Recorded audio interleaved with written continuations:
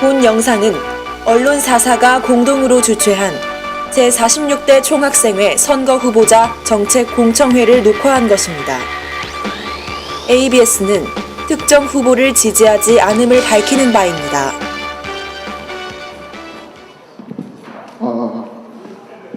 방송국입니다. 다들 아시다시피 현재 광진구에서 공공기숙사 건립이 추진되었습니다. 하지만 다들 아시다시피 주변 주민들의 반대로 이 건립이 미뤄지는 걸로 알고 있습니다. 이 문제에 관해서 각 두 선본이 다른 해결책을 내놓고 있는데 이에 대한 설명이 매우 부실합니다. 그래서 이에 대해서 더 구체적으로 듣고 싶습니다. 먼저 열혈건대부터 듣겠습니다. 네, 모르시는 학우들 있을 것 같아서 조금만 설명하도록 하겠습니다. 2012년 12월 기준으로 정확히 광진구에 2인실 700세대, 그러니까 총 1400세대겠죠? 공공기숙사 설립 예산 부지 확보가 되었습니다. 문제는 여기서 부지에서 주민들이 반발하고 있는 현황이고요. 정확히는 정부와 서울시가 함께 법을 발의했기 때문에 도시건설위원회인지 교통건설위원회인지 제가 그 말은 헷갈리는데요. 그 위원회에서 통과가 계류 중이고 여기서 통과가 되면 마지막으로 서울시 의회에서 통과가 되면 강제적으로 그 부지를 매입하고 기숙사가 지어질 예정입니다. 중요한 것은 이제 제가 생각하기에 그 공공기숙사는 반드시 지어지긴 할 겁니다. 문제는 그걸 5년이 걸리느냐 1년으로 앞당기느냐 그 상황이 있다고 생각하는데요. 올해 민달팽이 유니온 활동을 하면서 서울시 의회도 가보고 처음에 광진구 기숙사를 지어야 한다고 제기했던 분들도 많이 만나봤습니다. 현재 광진구는 주거빈곤율이 서울시 3위입니다. 쉽게 말하면 신촌 그리고 저 강남 그 다음으로 가장 대학생들이 많은 돈을 내면서 집값을 부담하고 있다는 것입니다. 여기서 단순히 그 주민들에게 우리가 너무 살기 힘드니까 나와달라, 좀 싸게 팔아달라 라고 설득한다고 설득 불가능할 것이라고 생각합니다. 그 주민들의 입장은 간단합니다. 안 팔겠다는 건 아닙니다. 그 주민들도 한 차례는 만나봤는데 쉽게 말하면 홈플러스가 들어오면 더 많은 돈을 주고 팔 수 있는데 공공기숙사가 들어와서 서울시 SJH 공사에 팔아야 하니 돈이 조금밖에 못 받으니까 이 핑계 저 핑계 되면서 더 많이 올려서 받으려고 하는 겁니다. 여기서 중요한 건 왜 이게 총학생회 공약으로 제가 제시한 이유는 물론 설득의 과정에서 가장 중요한 것의 원 주체는 서울시일 겁니다. 하지만 이 공약이 나온 이유는 대학생들이 그 주거 공간이 필요해서였습니다. 그러면 전 두 가지 방법이 있다고 생각하는데요. 첫 번째는 말 그대로 호소를 하는 방법입니다. 이것은 주민을 설득하는 과정에서 광진구에 우리가 재능기부의 형태를 하겠다. 예를 들면 700세대 들어가는 19만원짜리 기숙사에 들어가는 만큼 우리가 가지고 있는 자원을 사회에 기부하겠다. 우리는 사회로부터 자원을 받았기 때문에 그런 방향으로 진행하자고 주민들을 설득하고, 사실 주민들을 설득하는 것은 중요한 게 아니라 그 주민들이 설득돼서 의원들이 설득돼야 됩니다. 그 의원들이 현재 주민들로부터 압박을 받고 있기 때문에 안 하는 건데요. 그래서 사실 첫 번째와 두 번째는 연결되는데 두 번째는 강제적인 방법입니다. 신촌에는 첫 답을 떴고 우리는 첫 답을 못 뜨고 이대로 5년이 갈 수도 있는데요. 결과적으로 내년 지방선거가 핵심이라고 생각합니다. 정치 없이 그 어떤 문제도 해결할 수 없습니다. 어떻게 정치 없이 등록금, 기숙사 어떻게 해결합니까? 그것을 결정하는 것이 정치인데 서울시의회 내년에 지방선거가 진행됩니다.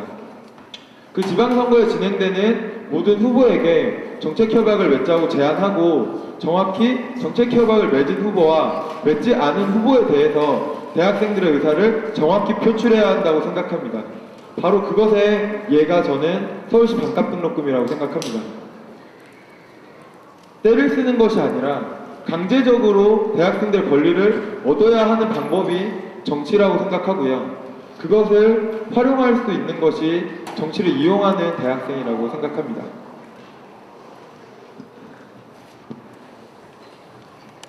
네, 저 말씀드리겠습니다. 저희 기술경영학과에 최세범이라는 학원한테 전화가 왔습니다. 이런 사업이 있는데 저도 몰랐던 사업입니다. 근데 이런 사업이 있는데 이런 사업이 아직 홍보가 안 돼 있고 학생들이 모르기 때문에 이게 홍보를 많이 해서 이 사업이 진행이 되면 광진구에 기숙사가 들어올 수 있습니다.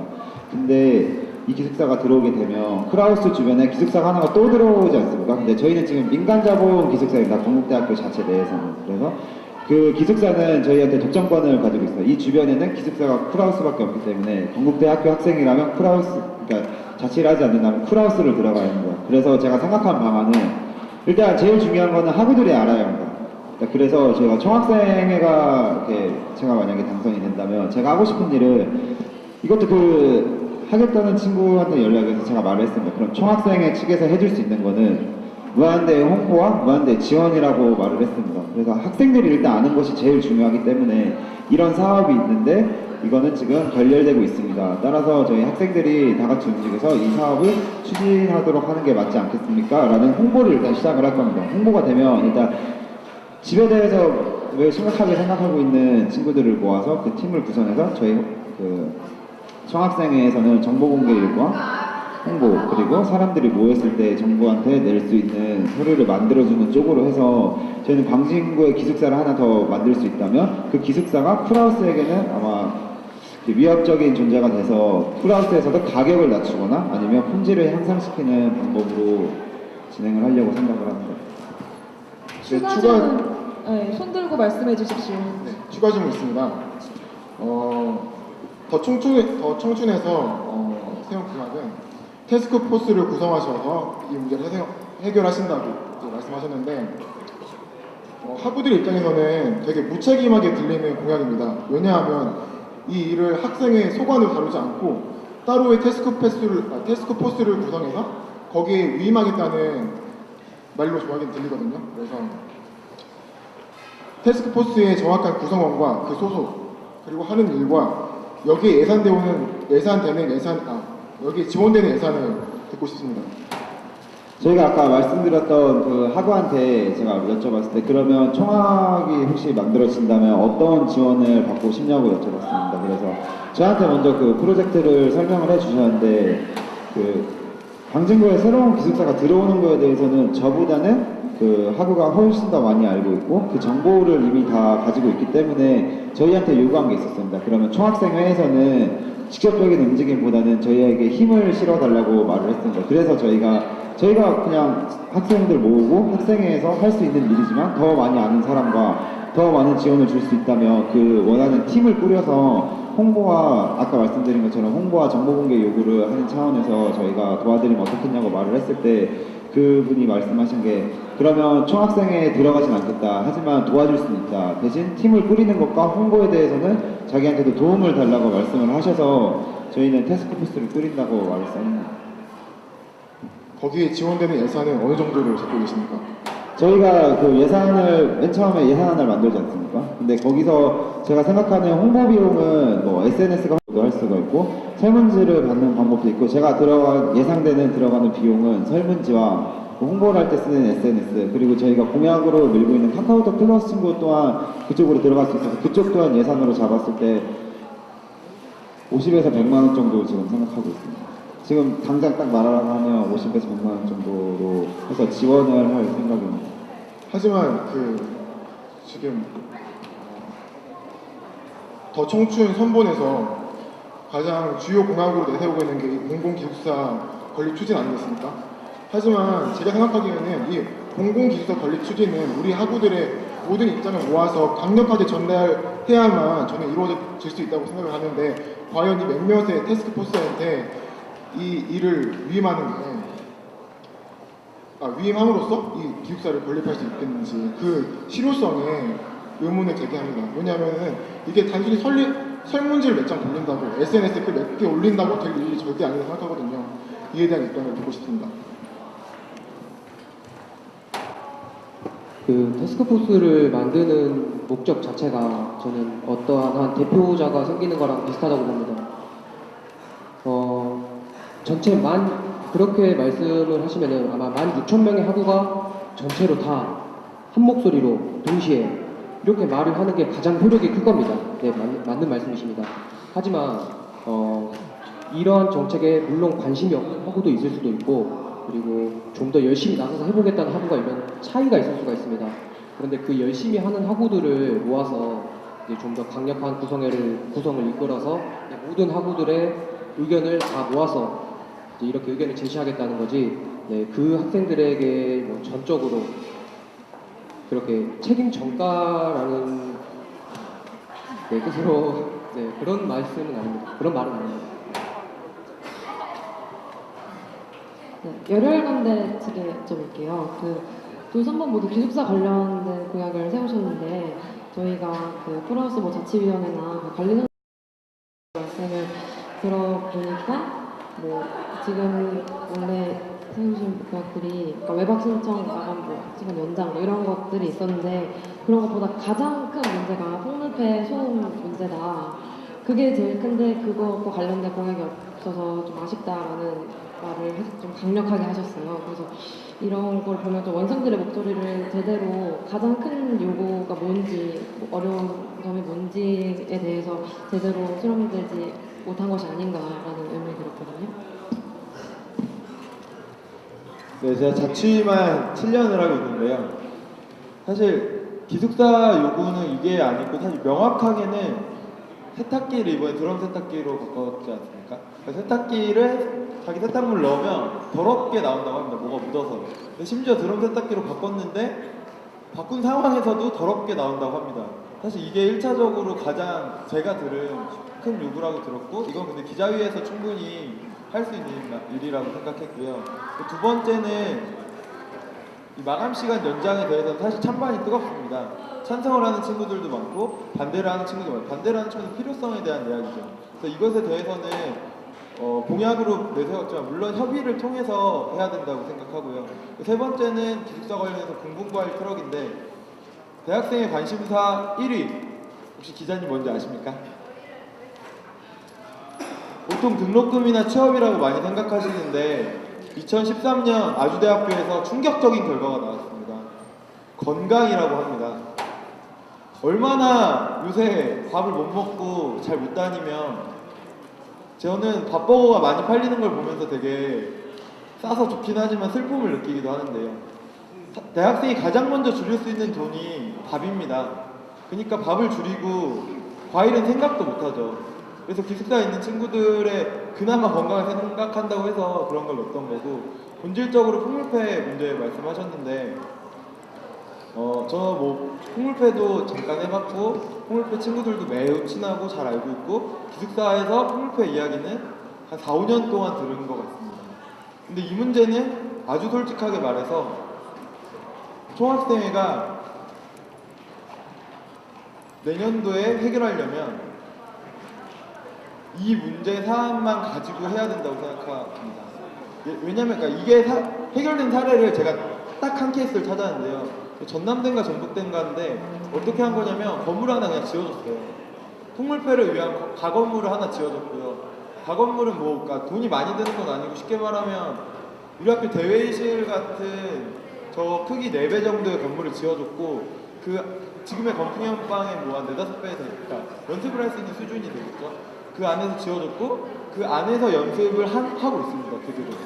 근데 우리 학교 총학생회가 누가 당선된다고 해서 어떻게 그걸 해내겠습니까? 당장 등록금 내려본 경험도 제대로 없는데, 그런 상황에서 거짓말로 공약을 넣을 수 없겠습니다.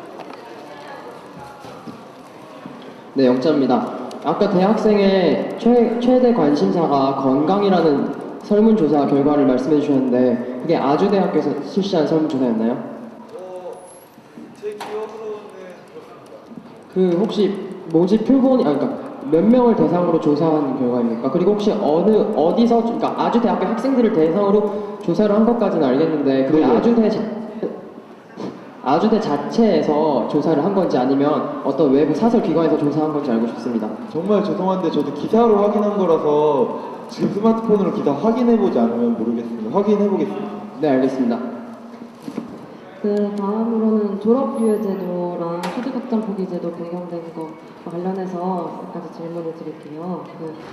지금 이 두 가지 제도가 변경되게 된 이유를 좀 알고 계시는지, 그리고 그러니까 우리 학교가 어떤 상황을 개선하기 위해서 이 정책을 변경했는지 알고 계시는지 좀 여쭤볼게요. 우선 열혈건대 답변해 주시죠. 네, 잠시 답변하시기 전에 두 선분께 말씀드리겠습니다. 지금 시간이 계속 지연되고 있어서 답변하시는 선분께서는 1, 2분 내로 답변 완료해 주시기 바랍니다.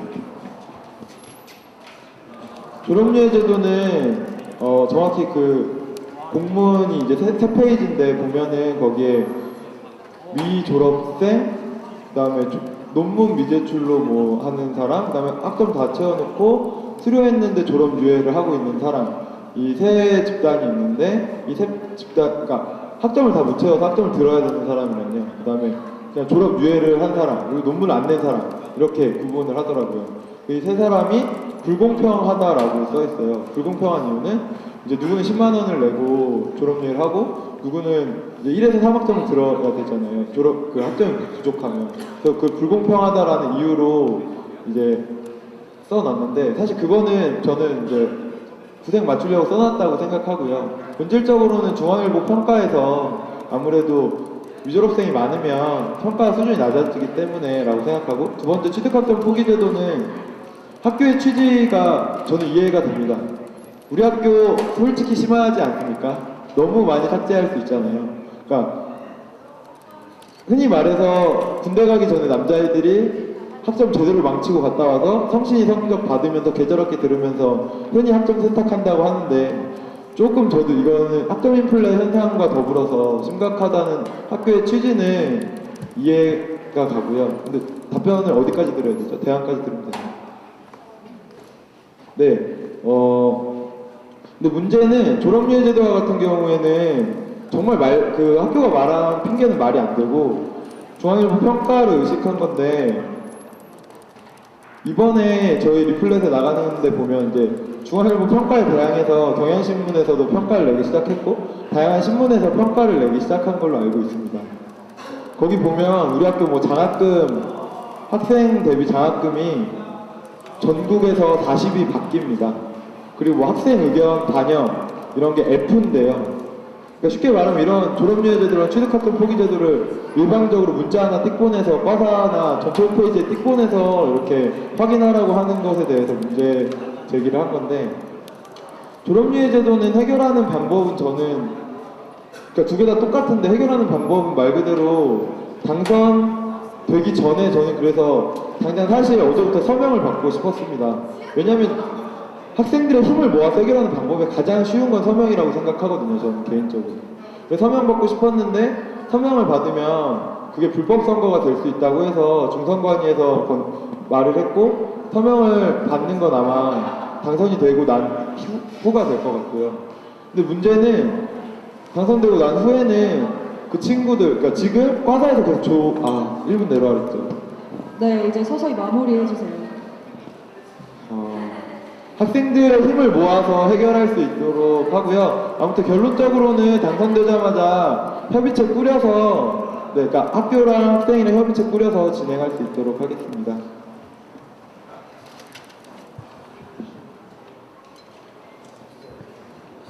간단하게 1분 내로 말씀드리겠습니다. 두 제도 모두 다 주어진 기회를 잡아라 라는 태도입니다. 아주 맞는 말이고, 그리고 한 번 주어진 기회를 잡는 것도 학생의 일입니다. 네, 그런데 여기서 문제될 게 이제 학생과의 소통이 부족했다라는 게 지금 저희 공약으로도 문제점을 찾고 있는 건데, 어느 정도의 유예 기간을 두거나 아니면은 뭐 예를 들어 14년도 신입생부터 이 제도를 도입한다 이런 식의 태도가 아닌, 지금 이미 재학생으로서도 이제 피해를 받을 수 있는 그러한 입장으로 학교가 발표를 했기 때문에, 만약에 이제 저희가 당선이 되면은 저희도 뭐 어떻게 따라하는 건 아니지만 서명 운동도 있고, 그리고 이제 포털을 통한 의견을 이제 수렴해서 저희 학생들의 의견을 모아 이제 학교에 제출하고, 그리고 협의점을 찾는 그런 제도를 마련을 하겠습니다. 네, 계속해서 질문. 네, 짧게. 네. 저 일단 경영대 회장을 하면서 저희 미졸업자가 300명이 넘었습니다. 이제 경영대 같은 경우에는 그 미졸업자가 300명이 넘어서 이제 최소 1학점을 수강하는데 60만 원을 내지 않습니까? 그 변경이 제도돼 이렇게 넘어가자마자 저희 학생회실에 정말 진짜 너무 많은 사람들이 쫓아와서 이거 어떻게 바뀐 거냐 해서 저는 말씀드리게 행정실 가서 알아보고 바로 말씀을 드리겠다고 했는데 행정실에서 모르고 계시더라고요. 그래서 저희가 생각을 한 게 사람들은 요람을 보고 졸업 준비를 하지 않습니까? 근데 이게 갑자기 2014년부터 시행이 된다고 하면 학생들이 제일 힘든 거는 내년에 취업을 준비해야겠다라는 생각이 있었는데 이게 갑자기 딱 나타나 버리면 그 취업 준비를 하는 사람들 입장에서 너무 난감한 거 아닙니까? 그래서 저희가 제일 중요하다고 생각했던 거는 유예 기간을 주자는 거였는데 그런 것도 없이 이미 바뀌어 버렸기 때문에 올 11월 말에 포탈이 새로 나오지 않습니까? 그래서 그 포탈을 통해서 설문조사를 받게 된다면 이제 최대한 많은 그 설문을 받은 다음에 학생들이 정말 원하는 게 원상복구인지 개선인지를 통해서 유예기간인지 개선인지를 통해서 그 방법에 맞춰서 한고를 맞출 생각입니다.